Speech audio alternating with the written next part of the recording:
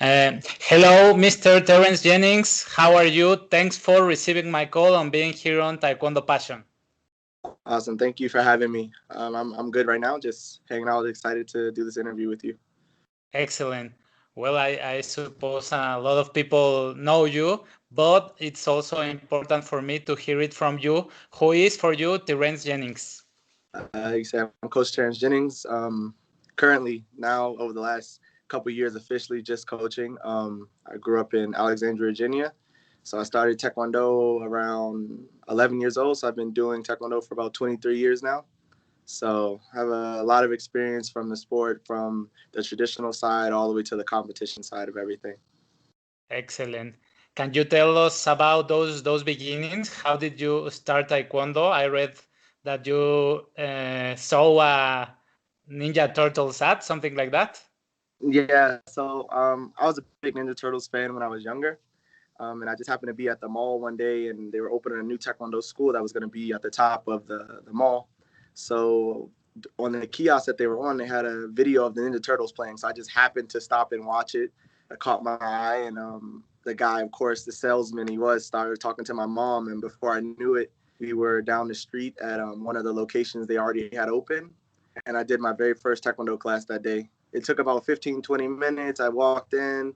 They told me to bow, said hello, did a couple horse stances, front punch, back punch type stuff. And my mom signed me up right away. And I've been doing it ever since.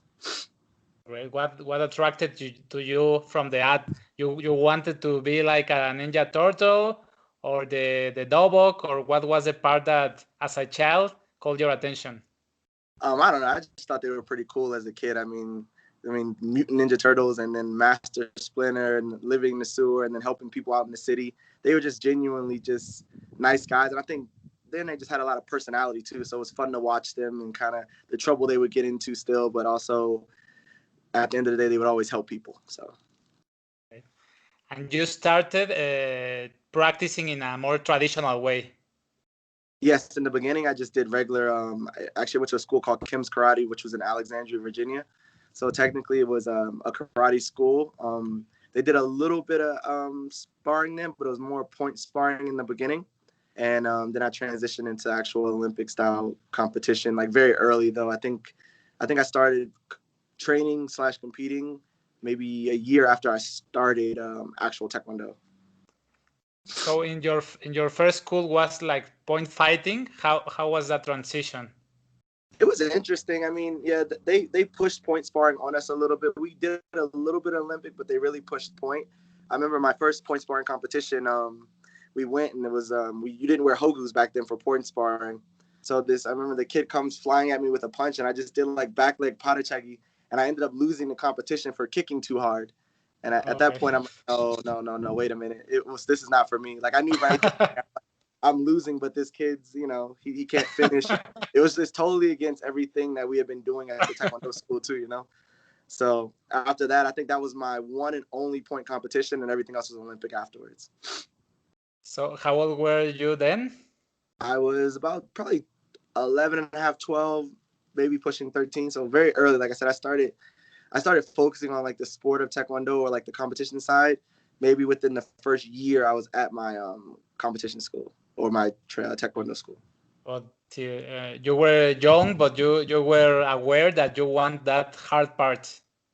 I don't really know if I was aware that I wanted the hard part. I knew I enjoyed it. I remember when I first walked in that day, they had just finished up another class and they were like jumping around and sparring and kicking each other.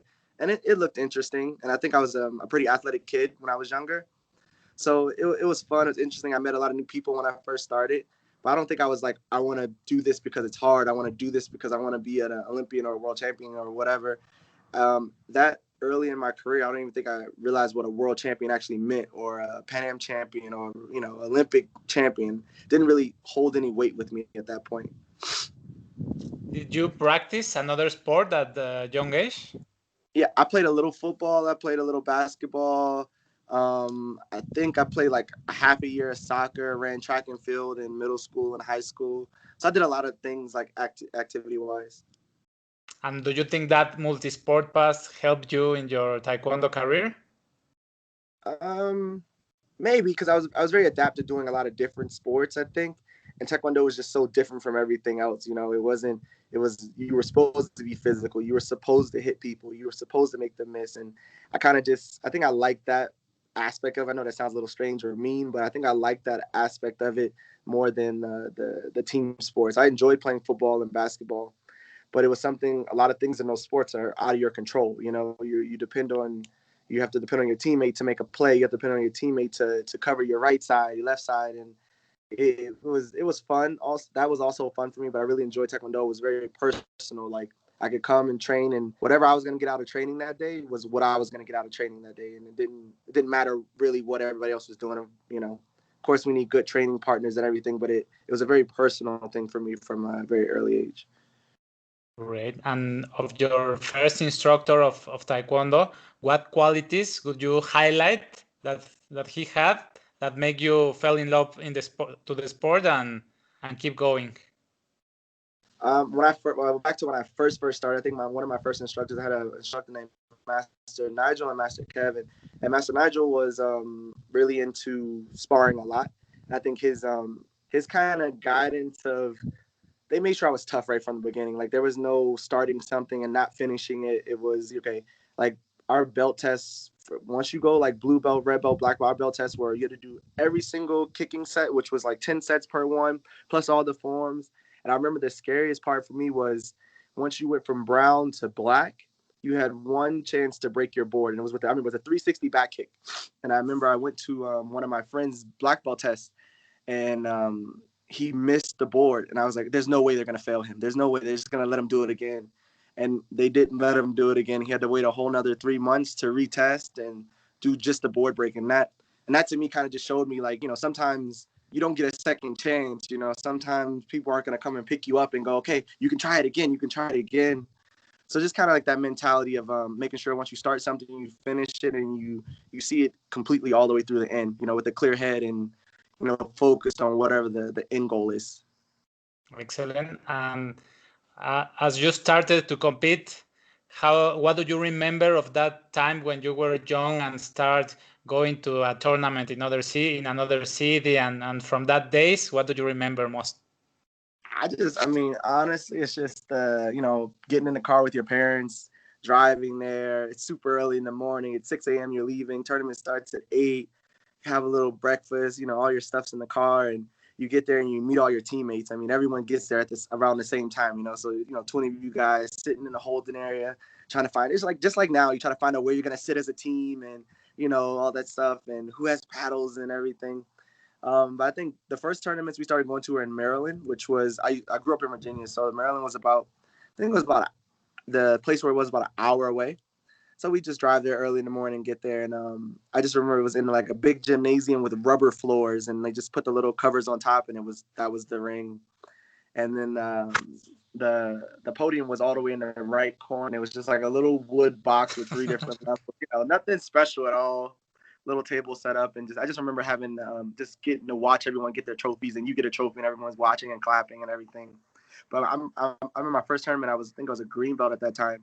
And I remember just going into the middle of the ring and me and this kid just kicking each other for a whole minute. Like, I don't think we moved. There was no checking. There was no nothing. It was just, I'm going to kick until my coach tells me to stop. So. Great. Did your parents went to your classes, to your tournaments? Yeah, my parents were, my parents were insane. We used to train 3 hours a day, Monday through Friday. And then Saturday and Sunday, this one I was with Coach Remarck. Saturday and Sunday was from 12 to 8 p.m. both days, 8 hours. And my parents would sit there. We'd have an hour lunch break in between. My parents would sit there and watch for an entire Saturday and an entire Sunday, 8 hours at a time. I don't even think I could do that. I don't think I want to sit and watch Taekwondo for 8 hours, you know, just kids straight. Man, but they were always there. I mean, they took me to every single competition. They came to every single competition. I started traveling on my own a little bit more once I hit probably 16 years old. And a lot of the competitions were internet. My coach started sending us to, before ranking, before all that stuff, he thought this was the way for us to get better. So he would send us to a lot of international competitions. And I remember sometimes he couldn't even go. So I'd go with another team, but we'd go to like Germany and Belgium and, you know, France and do these opens before there was ranking points, before anything. It was just, you wanted a tough competition. So I think they stopped traveling with me around that time, and then it's just kind of been on my own and doing my thing after that. And of course, they hadn't seen me compete for I know we're getting a little ahead of ourselves. They hadn't seen me compete for a long time. I think I'm gonna say about 2 years, 3 years, and then they were at the Olympic Games with me. So it was very special that they actually made it out to London and got to see me compete there. Excellent. So you started to compete in Opens in Europe before you were a national team member? Yeah, actually, I made my first national team around, well, I'm gonna say 16. They did this. It was a B team member. They went to Korean Open, and some of the A team guys went, and then some of the B team guys went. I remember I was a bantamweight at the time. And I can't remember who the team member was, but he didn't go on the trip, so I got to go with all like the seniors at the time and compete in Korea. So that was kind of like my first unofficial senior national team. I made the junior team when I was 16 the year before and everything like that. So, but that was my first time. And before all that, we have been going to all these competitions and competing as a senior, fighting 16-year-olds fighting the 18 and 32 divisions and everything like that. Great. And who make the investments for you to travel abroad to competitions? My parents did a lot. I mean, my parents footed the bill the whole way through, Once I was a little bit older and I moved out, and I was actually kind of living on my own and training on my own a little bit with not on my own, but with my coach that was a little bit further away from where we lived. He helped me out a lot. I mean, he allowed me to teach. I'm going to say allowed. He allowed me to teach a lot of the Taekwondo, some of the Taekwondo classes. And even when I was like 16, 17, 18 years old, I had a group of 11, 13-year-old black belts that I trained their Olympic sparring class. I was in charge of them. I coached them. I trained them. I did a bunch of he allowed me to do private lessons with them. So honestly, when I think about it, my parents, my coach, and all the parents of the kids that were part of the team that was growing up, I mean, I think I gave them value, but I think they also saw the value in supporting me and, having me help their kids, but also knew that it was going to me trying to be better at this sport, trying to get further, trying to travel and everything like that. So, they say it takes a village, but it's always been like that for me in Taekwondo. I've always had a very strong support system. Whether, like I said, whether it be my coach, my parents, my teammates, my friends, everyone was very supportive of me and what I wanted to do. So, by that time, your coach was Mr. Patrice Remarck? Yes. Excellent. Yes, he came actually very early. I remember, like I said, I started at the Kim's Karate. And I remember I think he was attending Howard University and studying at the time, which is in DC. And I remember he came in and I guess he talked to the people that owned it and said he wanted to start an Olympic style Taekwondo team. And that's just what he did. He came in and he just worked with Olympic style, and he kind of like handpicked people. I think initially it was about 20 of us. So he handpicked about 20 of us, and then we just started training. And at that point, honestly, none of us really knew what Olympic style Taekwondo is. So we just did whatever he said in the beginning. That was just it. We just followed what he said. And I remember we got, it was a big thing about getting the warm-ups and the uniforms that matched. And, he created a team atmosphere. And I think that was pretty cool when you look back. And at the time, you don't really understand it. But, we all had the same colors. We all had the same uniforms.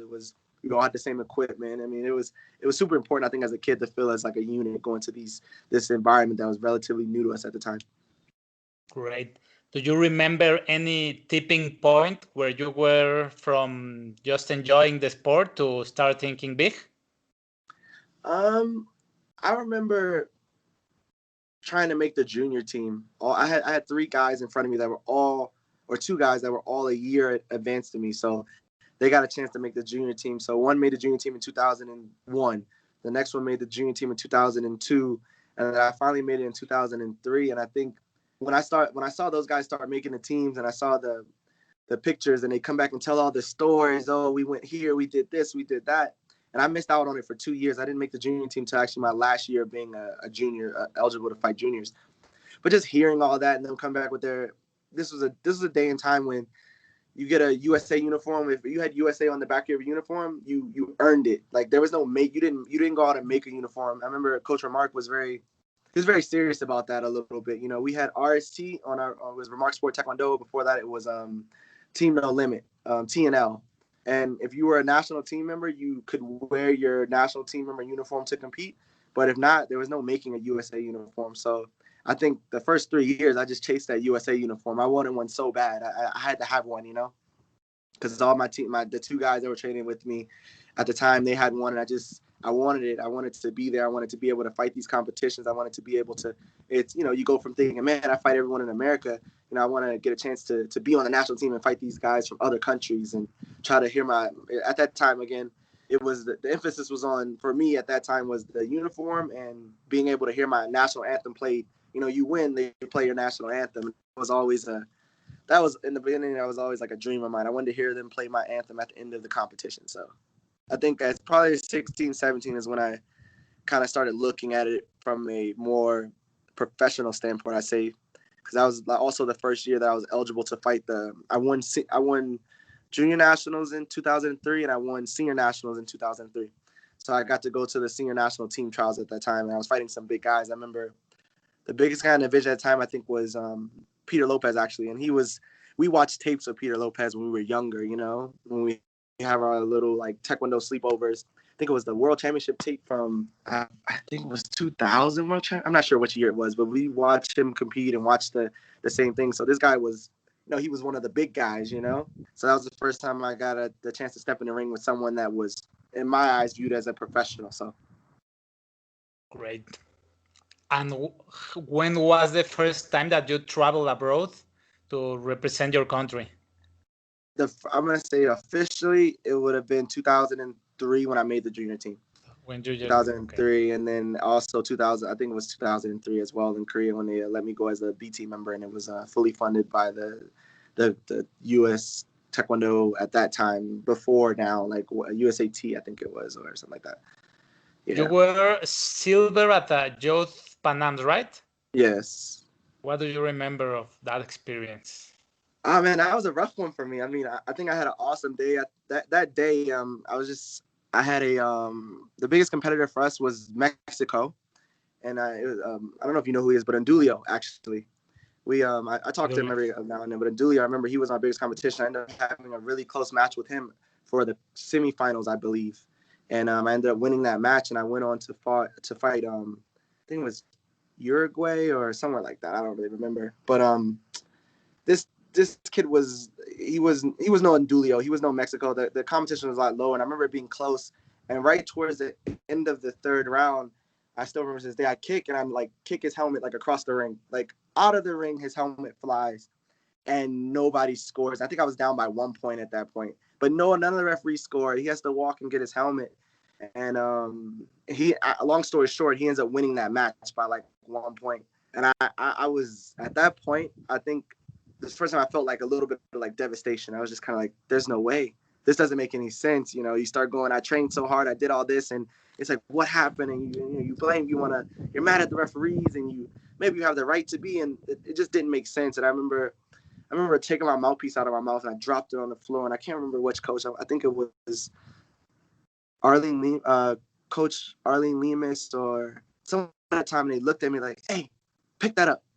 And right away, it kind of like, and it sounds so strange, but it cleared my head. It made me kind of understand that I wasn't allowed to act that way and show my frustration, even if I was right or what I felt. And I don't know. That was a tough tournament for me, but I think it was an eye-opening tournament for me. It just made me want to go back home and work harder, because at the end of the day, if I could have done more to win that match, I would have won that match. You know. Okay. By that time, I heard you worked in another thing that teaching Taekwondo to fund your training and your competition. Yeah, Did you like I work said, in something else? Yes. I worked. I was teaching Taekwondo. Probably 3-4 times a week is when they had the class. But I've had a job since I was 16 years old when I first started. I always worked at gyms, Fitness First, Gold's Gyms. Like, sounds weird, but shout out to them and the employees there at the time. They completely took me in and worked with my schedule a lot. I used to work the 5 a.m. shifts at both of them for a very long time. So I would open a gym at 5 a.m. where I get there at 4:30. Gym opens at 5. I'd work until about 11. And because I worked there, I got to work out for free too. So there was no gym membership cost. So I would get off at 11, go change, work out for a couple hours, then go home, rest and everything, and then go to Taekwondo training at night. So it's always been like in the fitness industry. I was a personal trainer for a while at Fitness First, and then I was working the front desk at both places for a while. But it just worked out at the time. just having a schedule where I can go in at 5 a.m. and be done with work and make some money by 11 o'clock. You know, I'll take extra shifts, whatever I had to do later on. But that was kind of like my schedule Monday through Friday, 5 a.m. to 11, and training at night. Everything was just to make sure I had a clear schedule for training at night. So they really, I mean, I've tried to get other jobs along the line, and I've worked at a few other places, but it's hard for employees to understand that you're in a sport and you're working with them. But these two companies, Fitness First and Gold's Gym, both just, they worked with me all the way through. I still talk to a few of the managers and stuff from there. They're super helpful, and I really appreciated it. Great. And do you think that work experience that you had at an early age has helped you in the future for your work or for your life? I think it just helped me appreciate things. I think, like I said, my parents were very supportive of me when I was younger, and they've always helped me financially when I needed it. But when you're working at 16 and you say, I'm working because of this reason, I'm working so I can fund my trips, I'm working so I can pay for my classes, or whatever the case may be, I think it helps you put a value on things, and you understand that there's no, again, you go back to that whole thing about not wasting time. You know, if I'm paying for this, I'm investing my time and energy just to make money to go do this. And this was back when, like I said, you fund your own trip.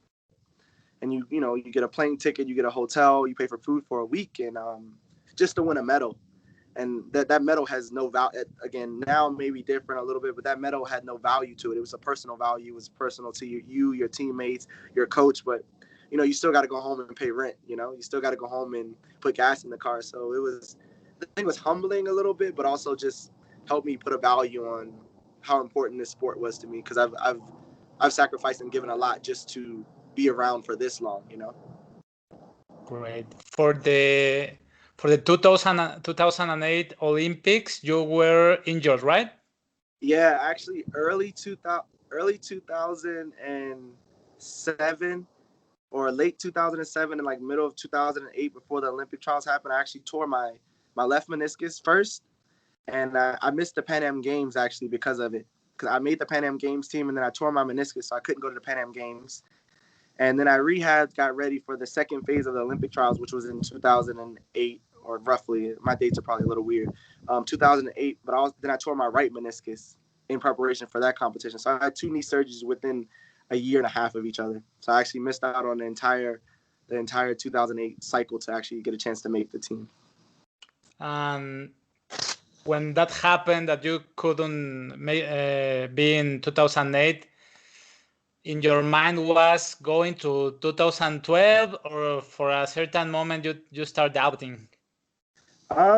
Honestly, 2008 for me was a little bit of a dream. Like, I still knew I had big competition in front of me. I knew it was going to be a rough. I mean, I would have loved to have gotten a shot, but at the same time, I'm not sitting here going, oh, if I was there, I would have won. If I was there, it would have been the best thing ever. I mean, I believe, like I said, everything happens for a reason. I don't know if it was at that time it felt like a bad thing. I think I was more sad about missing out on Pan Am Games than missing out on the actual Olympics itself.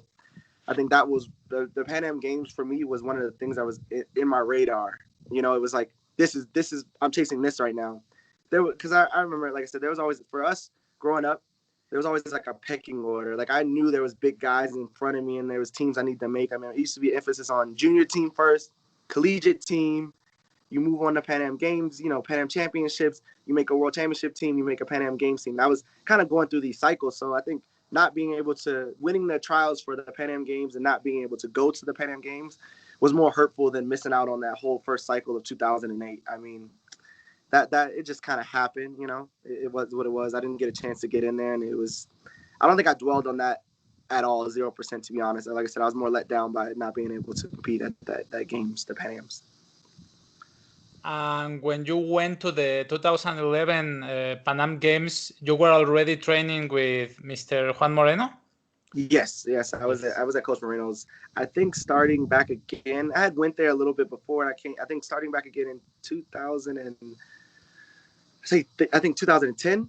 So I'd been there for a little bit over a year, and we went to the Pan Am Games from Coach Moreno. How did you meet him? How was that process of leaving your hometown to going to train there? I met Coach Moreno just because he was one of the national team coaches at the time. And when I was younger, like 12 or 13, one of my teammates was having a black belt test, and Master Patrice Remarck and I think Master Arlene Lemus invited him down there to be like a guest at the black belt test. And he came and he did the black belt test, and he taught a training while he was there, and that was the first time I actually met him. Leaving and going there, I had a lot of training partners in Virginia for a very long time. And I mean, a lot of big guys, a lot of strong guys, a lot of fast guys. It was a super competitive room for a very, very long time. And I think as I progressed in like the natural order of things, a lot of people that were there, they weren't there anymore. They moved on to other things. So the team was kind of down to a few of us, and I knew if I was going to kind of progress and chase this Olympic dream, this Olympic goal at the time, I would need more, because I actually was with Coach Remarck at the first Olympic qualification team. Coach Remarck coached me, and we got through that day. And I remember I give him all the credit for that day. I always tell people I felt undertrained, not because of him. I just mentally felt undertrained. I didn't feel ready for that moment. It was one of the longest days of my life. I'm pretty sure. I think I fought 5 or 6 matches, and each one of those matches were by a point. And some of these guys I had fought before, I beat by 5, 6, 7 points.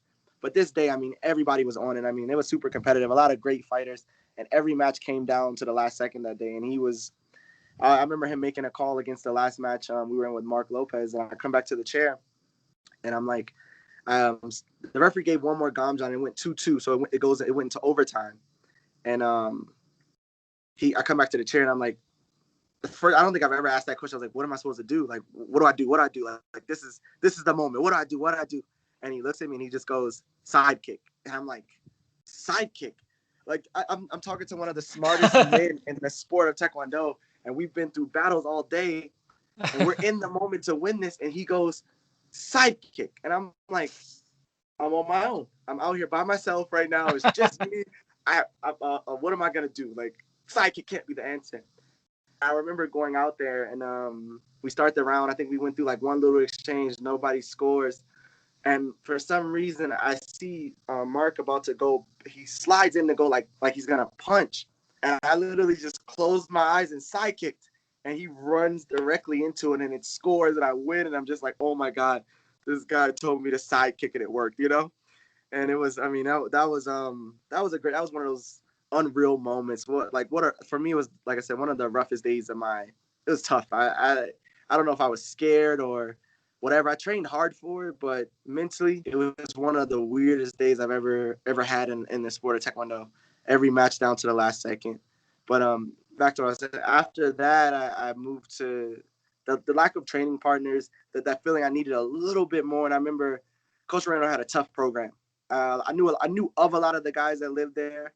I had been on the national team with one of the guys when we went to Korea before, so I kind of knew him. I was a little comfortable with him. He's one of the first people actually allowed me to move in with them when I went there. Anthony Graff.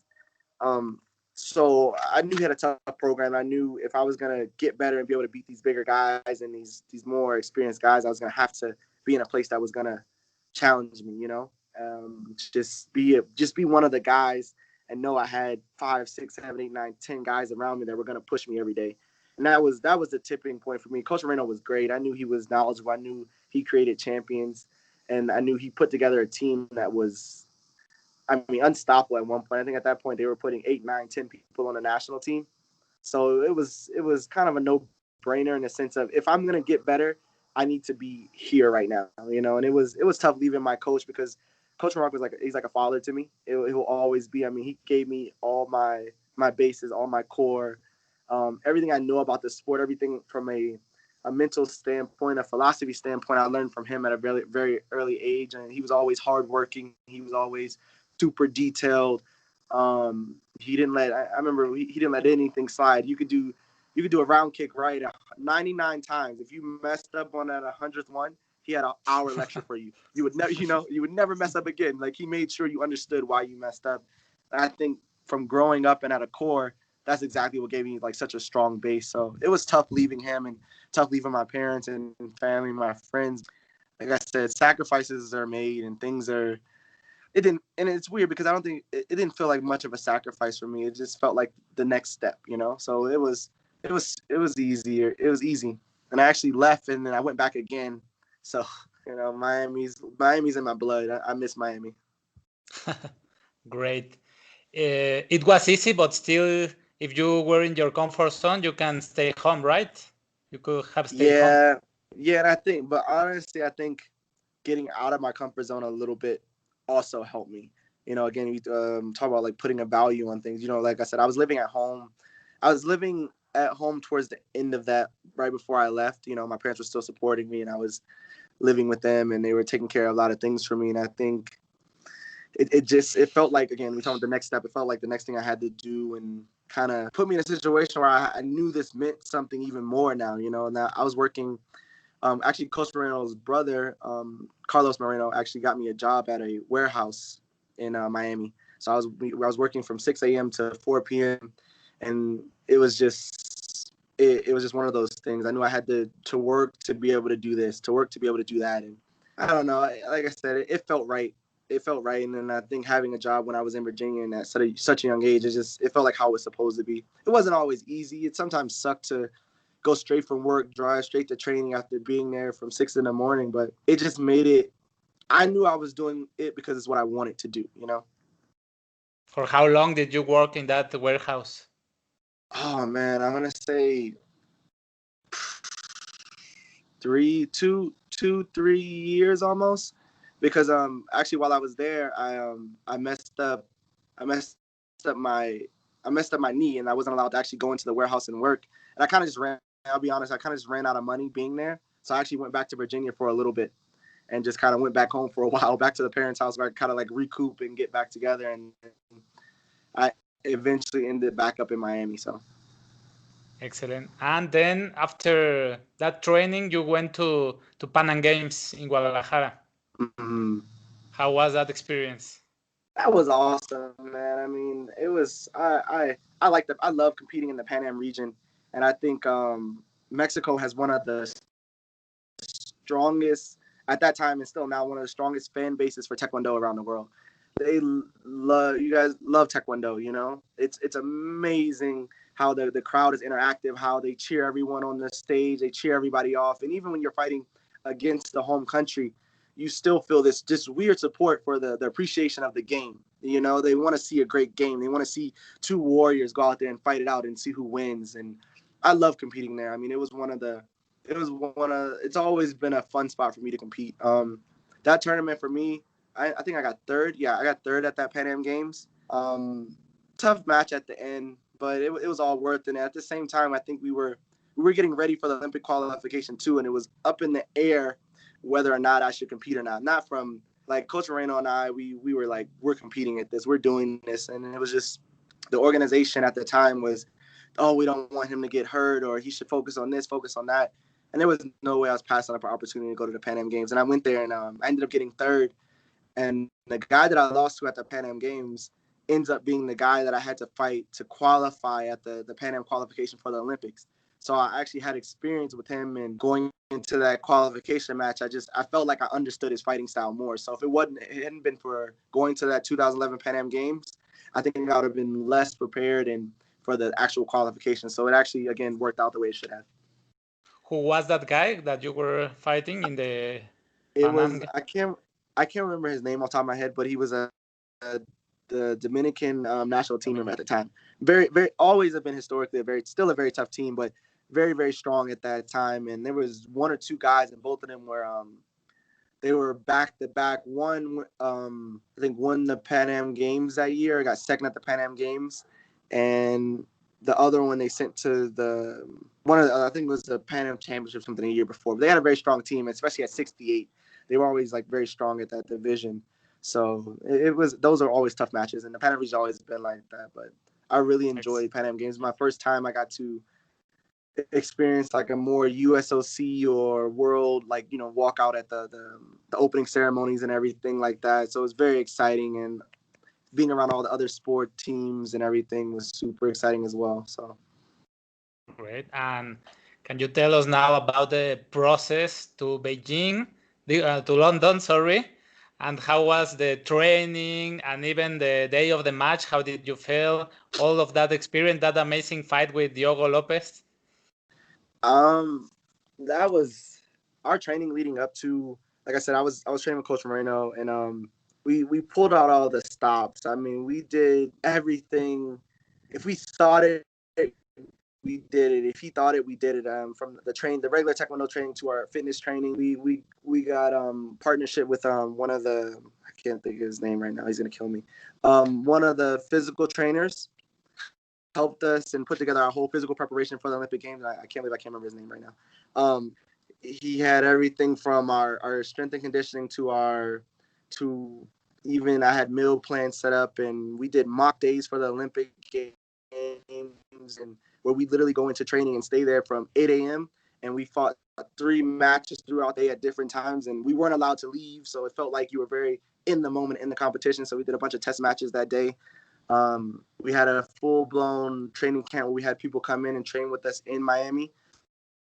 So it was the best preparation I've ever had. I think I was walking around the Olympic Village I'd wake up in the morning probably 67.2 kilos, and the division was 68. So and I was eating everything, I was drinking, I was fully hydrated. So it was the perfect build-up for a competition like that. I mean, I don't think we would have been anywhere near so easily that successful if we weren't ready for those moments. And having someone with so much experience like Coach Moreno, having been to 3 Olympic Games himself and coached and been at 2 more, I believe, knowing the ins and out of everything about the Olympics, we didn't have to do anything. We just kind of we were guided through the entire process. The the day of the competition was, I don't know. It's weird. For the Olympics, I wasn't nervous. I wasn't nervous. Not even the slightest bit. I think my biggest moment was winning that last Olympic trials in the U.S. because I had to beat Mark Lopez, who at the time was a 2008 Olympic silver medalist. I mean, that's not the guy you're supposed to beat, right? We talk about sports and talk about history. I know, anything can happen in sports and fighting, but you're looking down the neck of the Olympic champion, the silver medalist he has qualified the division. He went on to solidify a medal for the U.S. world champion. I mean, you're looking at the cream of the crop at that time, and beating him the first time and then getting back through that next Olympic trials, the second one, and winning again. That was a scarier moment for me than the Olympic Games. I mean, I was in a calm, collected place for the Olympic Games. Like I said, I think it had to do with our build up and preparation for it. But at no point, I mean, I just really enjoyed that whole process, from the cameras to the people, the interviews. Everyone's going crazy. You walk out to a stadium where you have 6,000 plus people in this room, and 5,980 of them you don't know who they are. And you got people screaming for the U.S. and holding up flags, and you're like, I don't know this person. They're yelling your name, and it was such an awesome experience. And just being on that stage by yourself with the lights going down on you, and knowing this is your moment. This is gonna be your moment to be the best you can be. Like, this is it. Because, like I said, we were talking earlier, every moment is not guaranteed. You can't go, I'll be back here again. I'll get a chance at this again. So I just lived in that moment, man. And I really enjoyed it all. Great. And can you tell us a little about the fights? My first match was actually, it's funny, the night before they drew seeds. So 1 through 8 was ranked, and I was not in the top 8 at the time. And so the 9 through 16 had to draw a ball. And Coach Moreno, and it's weird, I'm sitting at the hotel, and I'm like, I know who ranked 1 through 8 is, and I'm like, I'm going to fight number 1 first. And I remember telling myself this, I'm going to fight number 1 first. I know this is what's going to happen. And I remember Coach Moreno walking back to the room, and he looks at me, and I'm like, you drew 16, right? And he goes, how did you know? I was like, I just know. I knew that was going to be my pathway. So I actually fought Servet Tazagul at the time, was ranked number 1, and I ended up losing that match 8-7, 9-7, 8-7. It was a close match, back and forth.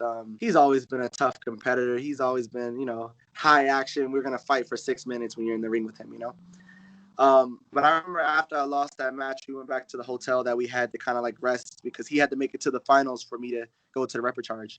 But even in that moment, I knew he was getting through the finals. Like, I knew I had so much faith in this guy. I'm like, he's going to the finals. I'm just going to sit here, eat, rest, relax. I'm going to get another shot at this. Sure enough, he got back to the finals, and I think my first match back was Ukraine, I believe, and I won that match. And then my next match was, like you said, Diogo Silva from Brazil. Diogo Silva. And me and him have had, I think that was the fourth match we had. I remember fighting him in 2000. Where were we at? No, 2009. We fought at the World University Games in the semifinals, and I lost him at the World University Games by like 1 or 2.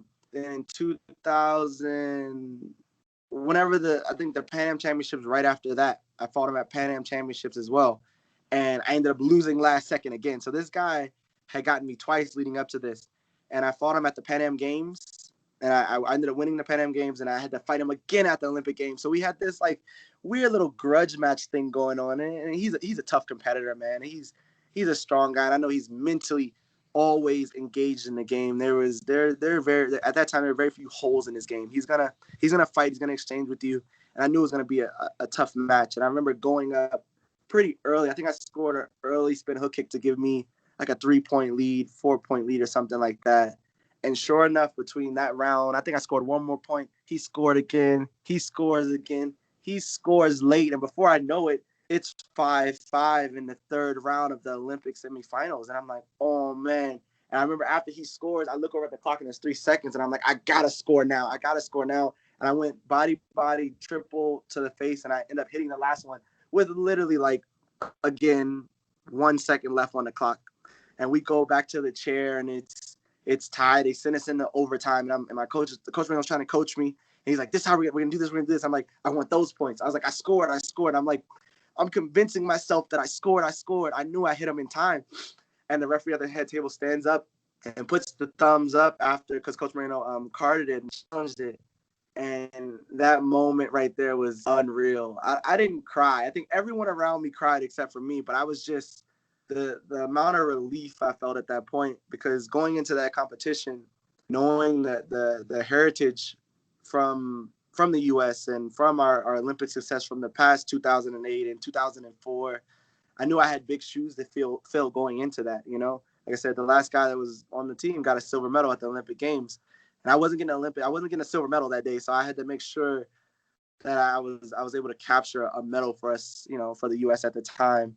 It was just amazing, man. I people always ask me, and I always try to explain it to them, but it's real. It's one of those things that you gotta be in the moment to be there. You know, I had my teammates and everybody around me, but being able to be out there and thinking even now that I was able to get through that day with such, I think they talk about pressure of the Olympic Games and it's only every 4 years, this, that, you know, and the other, but I was probably the calmest I've ever been in my entire career that day. I knew whatever I had done prepared me for this moment, and it was going to happen the way it was going to happen. So it was an awesome time, awesome moment.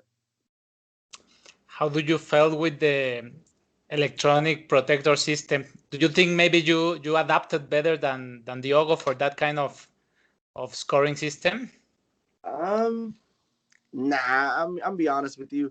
I remember for the qualification in 2011 for the world qualification, we were supposed to use LeJust at the time. So we were training. We were supposed to use Dado.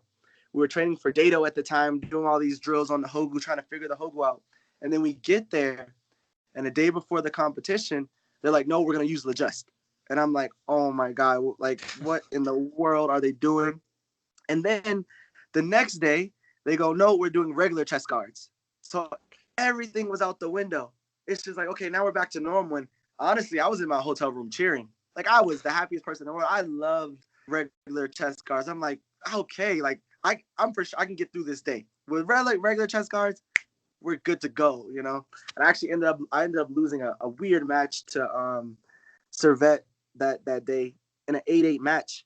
I got hit low, and because there was low scoring, they were still scoring 2 points for back kicks. So the judges would add the extra point the back kick, even though electronics. So they were pressing it when they saw someone back kick pretty much. And I got back kicked and I got hit low. And I remember going and I'm kind of like, I'm turning this way, and all of a sudden, all I hear is my coach yelling, "Get up, get up, get up!" And I'm like, "Get up!" Like, and the referee was behind my back counting me out as if I got knocked out. So I jump up, and I remember the referee looking me in my face to this day, and my hands are in my face, and he goes, "No," and waves the match off. So I ended up losing the world qualifications that way. But I don't think I was more prepared for that. I think we did a lot of work on the Dado system, I believe, but there's nothing that's going to prepare you for that system. I mean, you've seen competitions, you know how it is, and you've seen people hit the chest guard super hard and it not score. You've seen people touch it and it score. And this was early generation too, so there was no really figuring out this system. I just stuck with what I knew. We had a game plan, and that's what I went with. I'm sure Diogo was the same. Those guys were, again, historically and always, and to this day, Brazil is a tough competition. They're always ready for the moment, and even if they're not ready in those moments, they're gonna be ready. So it was just one of those things. It was the perfect storm a little bit, having had so much experience fighting against him, and it worked both ways. Him having so much experience fighting against me, but it was a pleasure being able to stand in front of him at such a great event like the Olympic Games, and knowing that we both wanted the same thing. He was such a great competitor, and just knowing that we're after the same thing, and the value of who wins was, again, down to seconds. Great. And during your career, with which athlete do you enjoy fighting most? The most. I don't think I have a particular person, to be honest with you. Like I said, in my generation, when I was fighting, I enjoyed competing in the Pan Am region. I just knew how tough the Pan Am region was, how strong they were, how mentally tough they were, from Mexico to Brazil to Venezuela, all these guys, everybody wanted to fight, Argentina, everybody wanted to fight. And you knew you were going to have tough matches in this region. So I always took this extra pride when going to open in the Pan Am region or the Pan Am Championships or Pan Am Games, because I knew how much it meant to everyone there, And so I don't think I have a particular person I say I enjoyed fighting with the most, but just in that region with those tough guys and those tough competitors and the coaches and the crowds, and those are my favorite moments. Great. What do you think of Taekwondo rules right now? And is there any rule you don't like? I have a love-hate relationship for this whole thing. I see a beauty in it, to be honest with you. I understand. I would do a lot of studying of like watching the matches and watching the players and watching at the events you get to watch the different teams train and their styles, and it's interesting. I think there's a way to play this game and have the stuff from the past that everyone talks about with the motion and the movement and stepping. It's not as magnified per se, but the best players still do great things. They still do. They have strong Taekwondo cores. Their motion and their movement and their stance and the things that they're doing. The rules, for me, the rules have always been the rules. The rules always change, and they're going to continue to change. I don't think that. I think I appreciate more the people that are able to adapt to the rules. Their ability to understand that I'm fighting the guy in front of me, but to the same token, I'm fighting the referee too. And that's how it's always been, right? I mean, let's be honest. We've never been allowed to hold during a match. But if you got to the clinch and I could hold your Hogu on the left side and you couldn't move and the referee couldn't see, that's how it works. That's how it works in boxing. That's how it works in MMA. You bend the rules, and as a tough, strong competitor, physically and mentally, you understand it's a part of the game. I'm very glad the one big thing I am glad that they changed was when the electronics first came out, when you were allowed to hold your leg in the air for an infinite amount of time. That to me was the worst period of Taekwondo, when you literally could just stand there in the middle of the ring with your leg up in the air the entire time and not do anything. It made it that's where the whole the height difference started. Of course, with the touching of the helmet and scoring easy, but being able just to defend like that or to stall a match like that was the worst period of it. So once they got rid of that and made the rule where you have 3 seconds and everything, I'm sure you noticed a trend where it made it a little bit more dynamic, right? You know, it's a lot better now than it was when it first started. It was impossible. I remember I used to be a normal size featherweight. 5'9", 5'10" was like a good size for a featherweight. And I go into some of the earlier Grand Prix, and all of a sudden these guys are 6'1", 6'2". It's like, wait a minute. And they're holding their legs up in the air, and I want a back leg round kick under and fight with them. But on the way in, they touch me in the helmet, and I'm down by 3, and it's just like, all right, this doesn't make any sense, you know? I felt like I was back in the point sparring days. You know what I mean? But yeah, so I think that was the weirdest time for me was when you could just hold your leg up forever. It was just a strange thing. I think everyone's adapted, and I don't mind the front leg game. I really don't. I think people are super creative with it. But I think the biggest thing now that I appreciate is I think defense wins championships. Defense wins the games. You know, if you can't get hit, you don't get scored on, and you're able to find your opportunities here and there, you're more better off than the rest. You know, in that sense. So that's what I see as far as consistent. You have your countries and your styles they're gonna kick for 6 minutes. You know, if you're fighting the Korean national team, you know their output's really high. They're gonna keep pressing and pressing and pressing. But I think the thing that's missing is their most of their defense is still pretty good too. They're very aware of where your leg is. They're very aware of where your arms are. So I like the game. I don't mind the way it is. I'm sure there could be a couple tweaks here, but this is the era that we live in, and I just my guys I try to perfectable, right? Because there's no perfect art anymore. There's no perfect potachaki to the backside, trap back kicks. There's no being perfect. You kick the same space, you attack the same side, you clash on purpose, you get your legs wrapped up on purpose. There's no perfection to this game, but I think there's a consistency in the people that are winning now. So, during sparring, a lot of athletes lose their mind and maybe start to complain with the referee. What would you recommend for these athletes to improve that part? I think as an athlete, I have to acknowledge, I think we all have had that problem at some point in our careers. At some point we're just like, this referee. It doesn't really matter how senior you are. You've seen some of the best people in the world at these moments of credit. You're at the Grand Prix final, you're at the Olympic Games, you're at this sport means everything to you. And to get a bad call at the wrong time could be match ending. It could cost you the entire match, and it could be frustrating. And you've seen some of the top guys turn at the referee and they're just like, what are you doing? They're frustrated as well. But I think keeping your head in the game and on your opponent and controlling the things that you can control and allowing your coach to do the rest. Because like I said, back to this game isn't perfect, and the referees aren't perfect, and the fighters aren't perfect, and the coaches aren't perfect. Just understanding that no matter what they do, if that puts you in a deficit and now you're down by 2, you're down by 3, guess what? You're down by 3 right now, and that's all that matters. Time to change the game, time to refocus, time to relock in, because that's the one thing about this game now. It can change so fast. You can be up by 8 points, and then all of a sudden you're down by 1. The wrong spin kick, the wrong thing, and it's a tie game again. And I think I can appreciate that.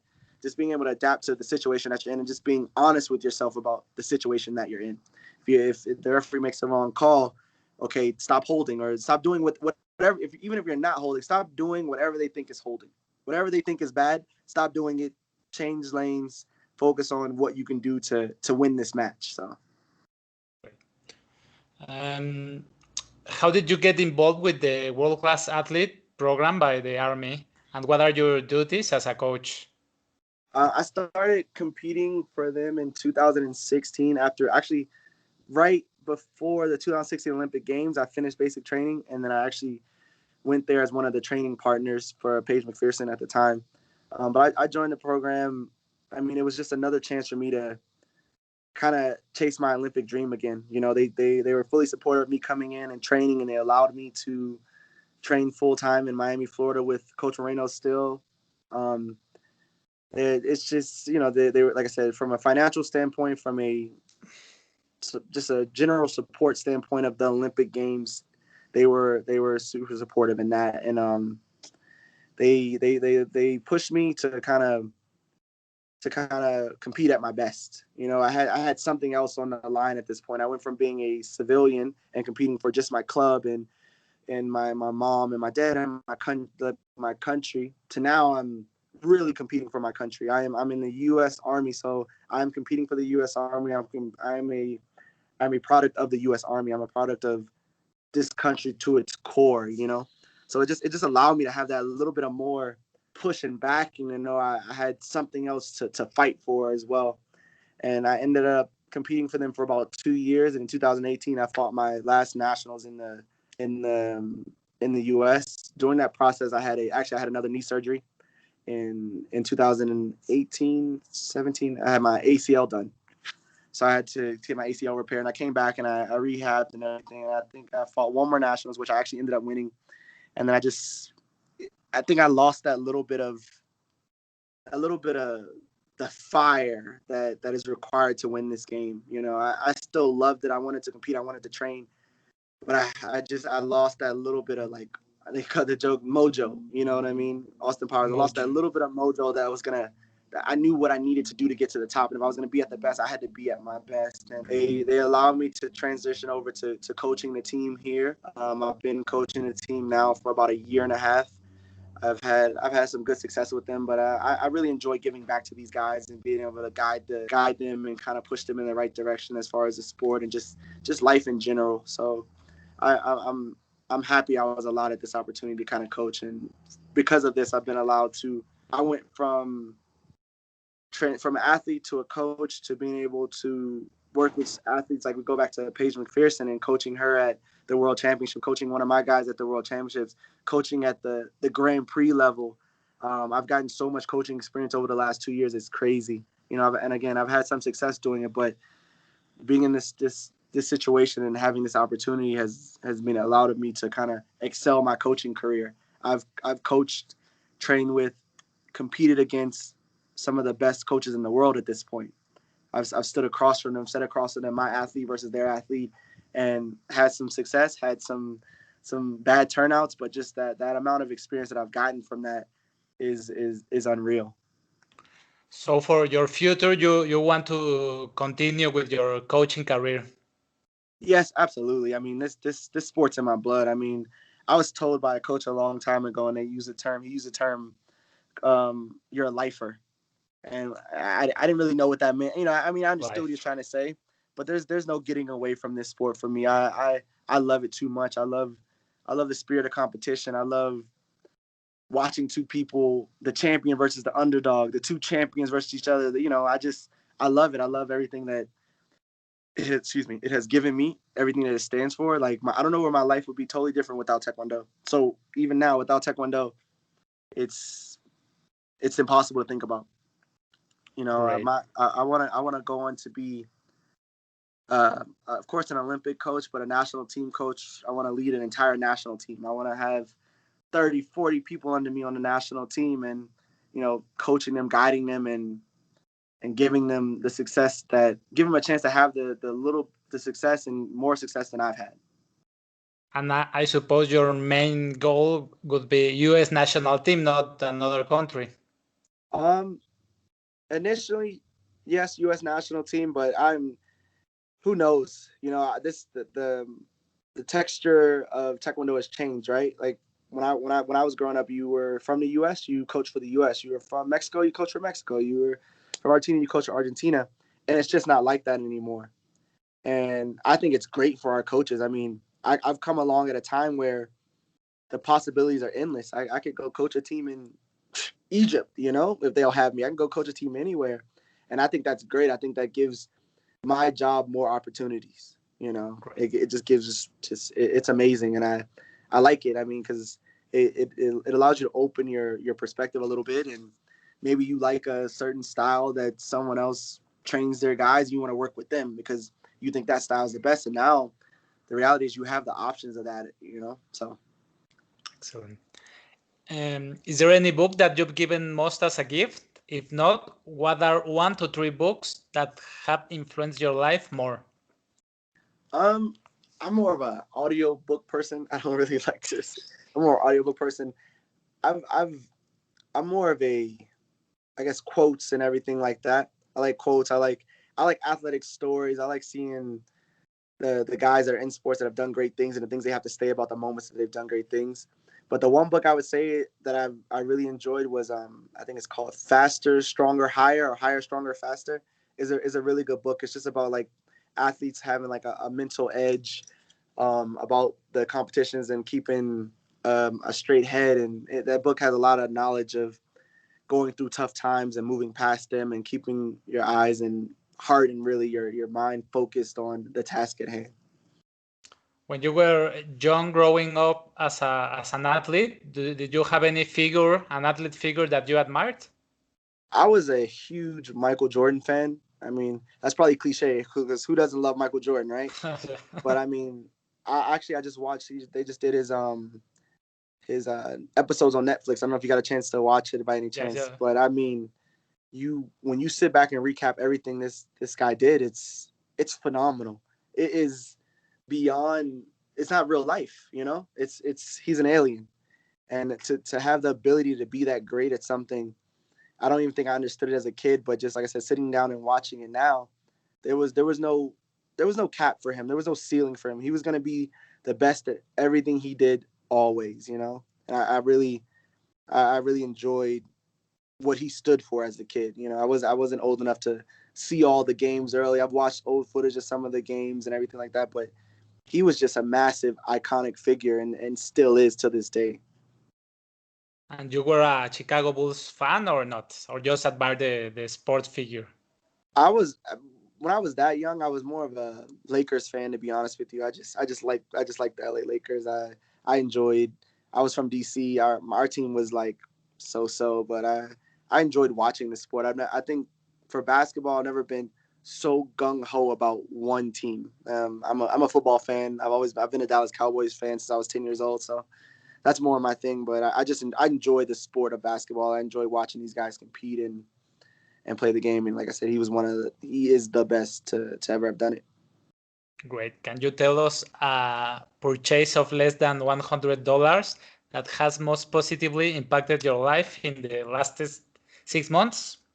Um, well, when all this COVID stuff started, to be honest with you, we were stuck at home a little bit more, and we turned the garage into a training room. And so I went on Amazon, and actually it was right under $100. I remember it was $99.99. We bought it came for a set of like 32 mats. So we put the mats down in the garage and made it into like a training room in my garage. So that's been like the best $100 I've spent because now I could literally come down my stairs, go into my garage, and we can work out and do things there. So I would have to say the mats. 32 mats for $100. Yeah, 32 mats. What of Taekwondo mats or thinner? They're like a little bit thin, 3/4. So 3/4. yeah, 3/4, like the ones you see at like the gym with the little ridges on it. Great. I don't know. They're Taekwondo mats to me. Excellent. And at that time, everything was sold out, so those are the only ones they had. So they've come in handy. They're still there, so it's perfect. Excellent. Do you have any specific failure, maybe a favorite one that set you up for later success? I'm gonna say 2007. I remember long time ago. I was still like a little bit younger, and we were going to compete somewhere. And I remember injuring my knee at practice. Nothing I thought was serious. I kind of clashed. It kind of bothered me for a while, and we were supposed to leave in like 3 or 4 days. And I was a little stubborn. I'm like, everyone's like, no, you shouldn't go. You know, da da da. I'm like, no, I'm going. And I ended up going to this tournament being stubborn. I remember being in a match that I was actually winning, and I kicked high, and that's when I tore my meniscus for the first time. It was at German Open. I tore meniscus for the first time. I regretted that moment since because I'm like, all I had to do was stay home. And, you know, as a kid, you're eager to compete. You're eager to, like, you always want to go and do these things. And I think that moment taught me early that I had to take care of my body. You know, I had to kind of listen to my body a little bit and not associate that with like weakness or not wanting to compete. It's just, it made sense at that time for me not to go. And I pursued it and went, and I ended up hurting myself for longer than I needed to be hurt, which is probably something that could have been taken care of in 2 weeks. So I think just understanding your body and and knowing that there's always time for the next thing, and sometimes it's not meant, for it to happen at that particular moment. Great. If you could have a gigantic billboard that anybody in the world could see, which message would you put on in? I would write "never quit." I would just put never quit, and that just the words "never quit" for me. I mean, like I said, we talk about someone like as great as Michael Jordan before, but I've always, it's never been a question of if with me. It's always when. It's when. It's when am I gonna, when I win this match, or when I make this team, when I do this, as opposed to if I do this, then I'm gonna do this. So always prepare for the win, the win, and like be ready for those moments, because it's gonna come. You're gonna get your shot. You're gonna get your chance, and maybe it's disguised by something else. Maybe it's not exactly, but you're gonna get your shot. So just never quit. Just always keep going. Always keep pushing, and just prepare for that moment when it happens, because it will come. So, what is the best investment you've ever made? Best investment I've ever made? In myself. Investing in myself. Investing in yourself. Education. Yeah, education, for whether it be actual schooling or sport or anything like that. I'll have to say that's my best investment, and just really kind of giving myself a shot and giving myself a chance to get as far as I did. These days, for example, how is your routine? How is a day in your life? Right now, we're like, because of all the pandemic with the COVID and everything, we are back to training now, twice a week Taekwondo and twice a week strength and conditioning. So I'm kind of just doing the days that I go there, and then every other day I'm kind of, honestly, I'm still watching matches. I'm working out on my own. My fitness has went up. I've had way more time to work out myself a little bit. But right now it's just morning time, either go into the gym, work with my guys, come back, work out, or vice versa, work out, then go into the gym and work out with them. But a lot of just personal time, a lot of reading. I actually am doing more reading right now, of like just different books and excerpts from different things and people. I'm just trying to keep progressing, keep my brain moving. And just like I said, when Taekwondo returns, me and my guys will be ready. Excellent. In the last 5 years, what new behavior, habit, or skill has most improved your life? I'm going to say consistency. I'm going to say just consistency, just trying to stay with whatever the goal is. I've always pushed through moments and gotten through the tough moments, but just carrying that over to the later years of your Taekwondo career. Once you start getting older, doing things a little differently, kind of staying to the routine and staying consistent, kind of just helps me kind of every day be normal. Like I've figured out about myself, I'm very schedule oriented. I need schedules. I need kind of guidelines and dates and times, because if not, I'm a little scatterbrained. I'll go everywhere. You know what I mean? But if I know exactly what the goal is and what we need to line up in order to get to the final goal, it helps me a lot. So I would say consistency. Great. What advice would you give to a 13-year-old that starting to compete in Taekwondo? Just enjoy it. Enjoy it. Like I said, enjoy the time that you are having now to develop. And if your goal is long term, you have a lot of time to win matches. You have a lot of time to lose matches. So just focus on getting better at the sport. I think now, because everyone specializes really early, you watch kids start golfing at 5 years old.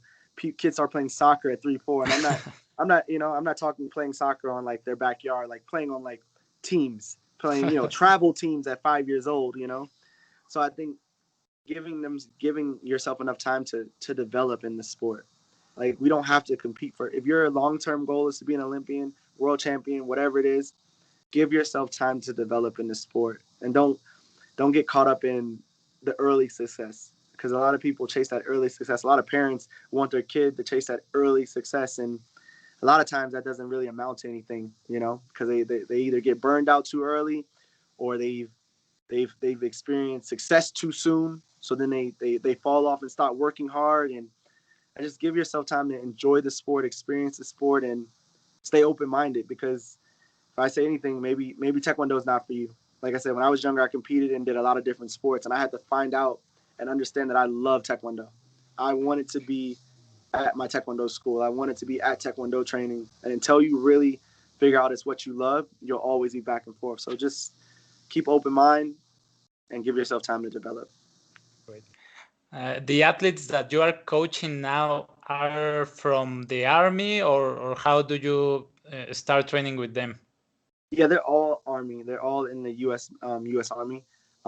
We all go through military basic training, so we actually have other military jobs that we have learned and acquired. Right now, we're on contract and they're to train for the Olympic Games.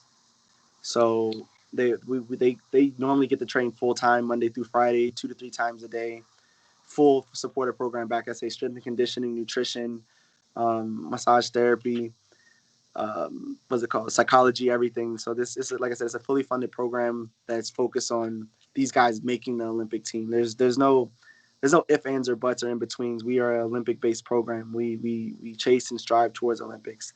So they have, like I said, they with regular military contract, and right now they're assigned to the World Class Athletes program.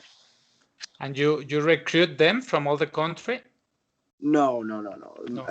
Everyone that's on our team is from the U.S. But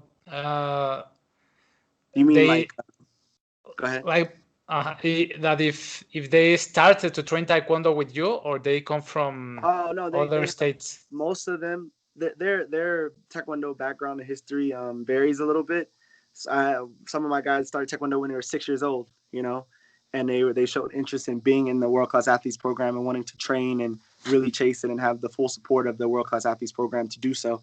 And some of my guys are a little newer, but most of them have very strong Taekwondo backgrounds. They were doing Taekwondo before they came into the U.S. Army. Excellent. What are bad recommendations that you hear in the Taekwondo competition environment? Maybe now that you are a coach as a coach in the coach's environment, something you don't agree with? I'm gonna say I'm sure most countries are, and most places are a little bit better than it used to be, but the weight cutting, I think if you're gonna fight a division that you're naturally heavier than, like when I used to do it when I was younger, but going to the sauna for 1-2 hours, like draining yourself, depleting yourself, and doing all these crazy things just to make weight. And I don't know if it's frowned upon. I just don't I don't necessarily agree with it. I think if you're gonna fight a division that you're bigger, your weight's higher than, it's a lifestyle change. You have to make sure you change your complete eating habits, everything, so you're always ready for competition. I've seen too many people lose competitions because of a weight cut. They make the weight, they do everything right, and then they just don't have enough energy to get it back. They don't have enough energy to compete and fight 4 or 5 matches during the day. And I think that, of course, it also increases your chances of injury. If we're not already full of injuries in our sport, it just doesn't help. So I don't know if it's bad advice of people telling them, but I think that's something I think we could always do better. And do you think there's any way of fighting against that? I mean, as a coach, I push my guys to do the right thing. I do constant weight checks, and I want everyone to be at a certain walk around weight if you're going to fight a division.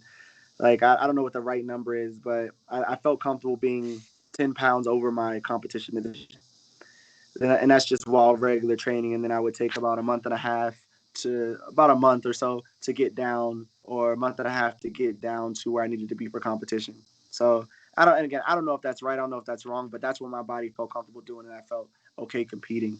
So I push all my guys to have a plan of how you're going to do it and be realistic with your division goals.